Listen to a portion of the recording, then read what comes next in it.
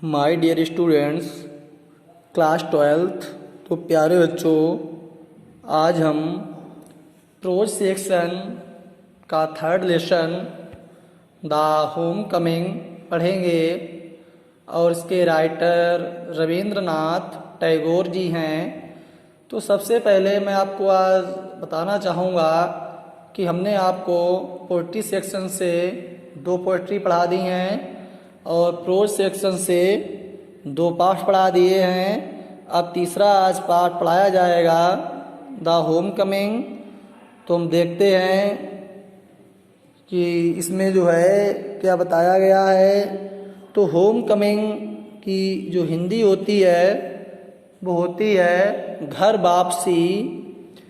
और इसमें जो फटिक नाम का लड़का है बहुत ही शरारती लड़का है और पूरे गांव का जो सरगना होता है उसका वो लीडर है और सभी बच्चे उसके अंडर रह कर के काम करते हैं। तो हम टेक्स्ट बुक में देखते हैं आज पहला ही पैराग्राफ द होम कमिंग का कि फटिक चक्रवर्ती बाज ring leader among the voyage of the village.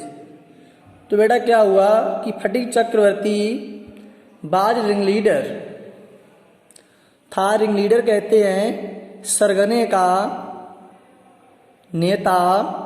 Among the voyage of the village, गांव के लड़कों के बीच। देखो, एमॉन्ग का प्रयोग जहां पर होता है, जहां पर 2 व्यक्तियों या 2 वस्तुओं से अधिक के बीच कोई कार्य होता है, वहां पर एमॉन्ग का यूज होता है।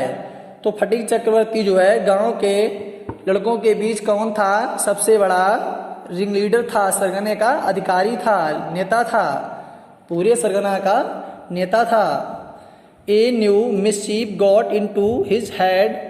ए न्यू मिसचीफ, एक नई गलती, got into I in his head, उसके मस्तिष्क में या सिर में।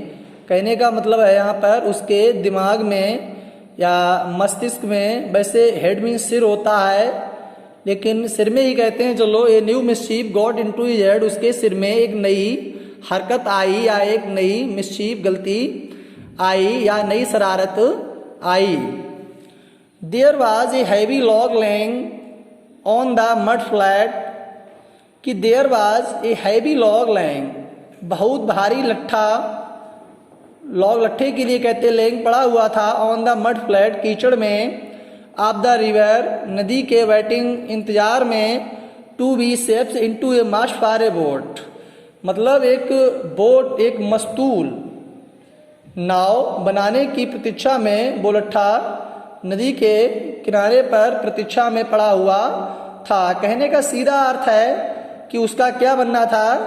उसका मस्तूल बनना था, उसकी एक नाव बननी थी, इसलिए वो लट्ठा नदी के किनारे प्रतीक्षा में पड़ा हुआ था।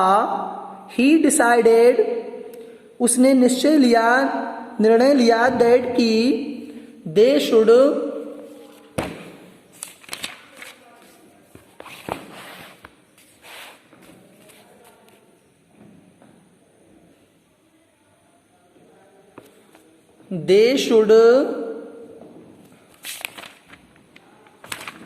all work together to shift the log by main force from its place and roll it away। कि दिया है they should all work, वे सभी काम करेंगे, टुगेदर मिलजुल के, टू शिफ्ट हटाएंगे, द लॉग लट्ठे को, बाय मेन फोर्स अपनी ताकत की द्वारा, फ्रॉम इट्स प्लेस की स्थान से, एंड रोल इट अवे और लुढ़काएंगे। कहने का सीधा मतलब है कि उसे उसके स्थान से हटा करके लट्ठे को ले जाएंगे अपनी ताकत के द्वारा। मेन फोर्स का सीधा मतलब है बल के द्वारा या बल के द्वारा। कि the owner of the log would be angry and surprised. जब आप उस लट्ठे को हटाएंगे तो जो उसका मालिक होगा वो कैसा होगा? देखते हैं यहाँ पर कि द ऑनर, जो मालिक है, ऑफ द लॉग, लकड़ी का, लट्ठे का, वुड बी एंग्री, क्रोधित होगा। कैसा होगा? एंग्री होगा, यहाँ पर क्रोधित होगा। एंड सरप्राइज और आश्चर्यचकित होगा। भाई जब तुम किसी की चीज को हटाओगे, परेशान करोगे, तो वो चकित तो होगा ही और गुस्सा भी आएगा। एंड और they would all enjoy the fun, and और they would all enjoy the fun, they would all enjoy, वे सभी आनंद लेंगे, द फन मनोरंजन लेंगे। कहने का मतलब है कि जब वो नाराज होगा, क्रोधित होगा, तो सब मिलके आनंद लेंगे और उसका मनोरंजन करेंगे।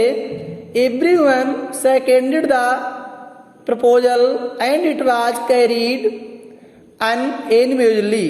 क्या हुआ कि एवरीवन प्रत्येक ने सेकेंडेड द प्रपोजल जो प्रस्ताव था स्वीकार कर लिया, एंड और इट वाज कैरीड अनएनिमेजली और सर्वसम्मति के साथ उसे कैरीड ले गए। कहने का सीधा मतलब है कि सभी लड़कों ने सर्वसम्मति दे दी, तैयार हो गए, रेडी हो गए उस लकड़ी के लट्ठे को हटाने के लिए।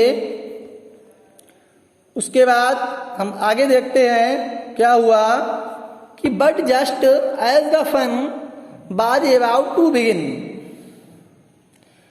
क्या हुआ यहां पर कि बट जस्ट एज, लेकिन जैसे ही the fun was about to begin, मनोरंजन शुरू होने वाला था या आनंद आने ही वाला था, माखन फटिक्स यंगर ब्रदर, माखन जो था फटिक का यंगर ब्रदर, आप लोग जानते ही हैं सभी क्या होता है, छोटा भाई, सॉन्टेड चुपके से आया, धीरे से आया या मटर गश्ती करते हुए आया। आप कई अर्थ जानते हैं, यहां पर हम कह सकते हैं चुपके से आया, धीरे से आया या मटर गश्ती करते हुए आया। And set down on the log in front of them all without a word.